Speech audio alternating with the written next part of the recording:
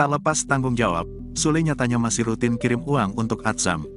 Pasca resmi bercerai dengan Natalie Holzer pada Agustus tahun 2022 lalu, kehidupan Sule kerap menjadi perbincangan publik. Apalagi terkait nasib buah hatinya bersama Natalie Holzer, yakni Baby Atsam.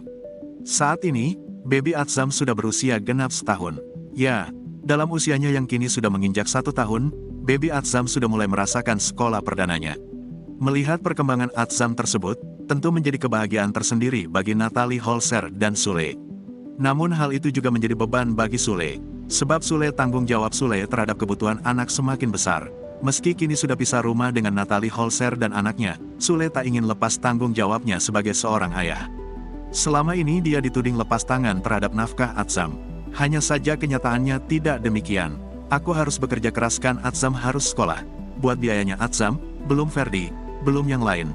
Ungkap Sule, dilansir tribunstyle.com dari YouTube SCTV pada Selasa, tanggal 24 Januari tahun 2023. Saat ini, ayah Rizky Febian itu tak mau memikirkan perihal asmara.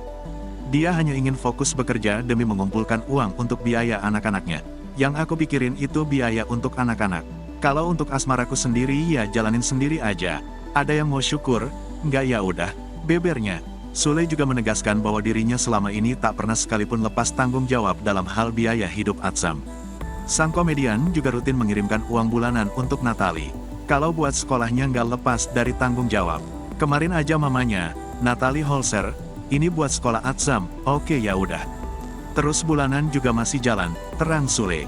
Ya harus ada namanya juga orang tua. Jangan lepas dari tanggung jawab lah, imbuhnya. Pria 46 tahun ini tak mau pusing dengan ucapan netizen soal tak ada waktu untuk bermain dengan Atsam. Orang mau ngomong apa, bapaknya nggak pernah nengok, ya bodo amat. Yang penting gue tetap tanggung jawab, tukas Sule.